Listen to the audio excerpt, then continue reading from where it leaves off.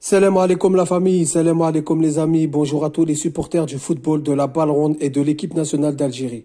Bon les amis, comme promis, je vous fais la vidéo, on va analyser les deux matchs amicaux qui sont tombés officiellement. Donc, je le rappelle pour ceux qui ne savent pas, la majorité vous l'avez vu, vous l'avez entendu, le 23 septembre aura lieu Algérie-Guinée au stade d'Oran et le 27 septembre Algérie-Nigeria au stade d'Oran. Bon, il y en a beaucoup qui veulent pas voir ces deux affiches-là, deux équipes africaines. Il y en a beaucoup qui auraient aimé voir un Brésil, un Argentine, un Allemagne, un Angleterre, etc., etc. Bon, pour moi, ce sont deux bons tests et je vais vous expliquer pourquoi. Tout simplement, l'Algérie est en reconstruction sur des postes. Il y a des postes comme la défense, elle est en reconstruction. Donc, c'est-à-dire que ces deux matchs amicaux peuvent servir à Djamel Belmadi d'essayer une nouvelle charnière centrale. Avec le manque de temps de jeu d'Aïssa Mandi, vraiment un manque de temps de jeu inquiétant à Villarreal, il faudrait peut-être tester une nouvelle charnière centrale. Peut-être que Belmadi a une autre idée sur l'opération tactique qu'il va mettre en place pour les futures échéances. Donc, ça serait bien de tester sur ces deux matchs-là. La charnière centrale, le milieu de terrain, des nouveaux joueurs qui doivent arriver, des joueurs qui n'ont pas eu leur chance, des attaquants qui n'ont pas eu leur chance, qui sont en manque de temps de jeu, que Belmadi veut encore voir à l'œuvre.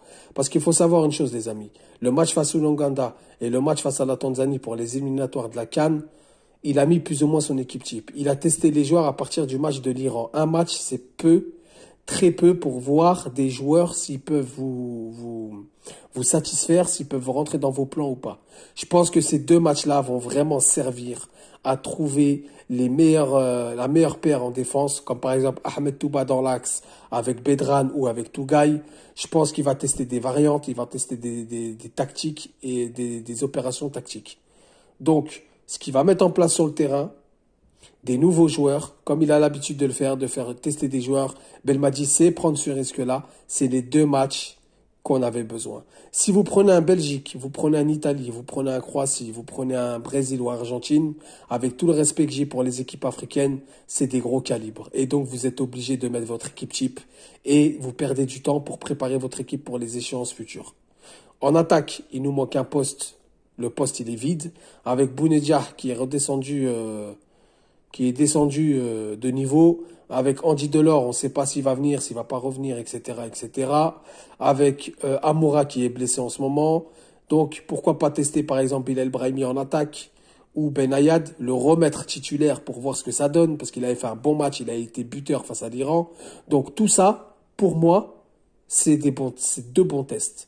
Pour tester l'équipe, pour mettre des nouvelles variantes, pour mettre une nouvelle tactique en place et voir ce que ça donne. Et en même temps, donner la chance aux joueurs qui sont là, mais qui n'ont pas eu la chance encore d'évoluer, de faire un match plein ou d'enchaîner deux matchs.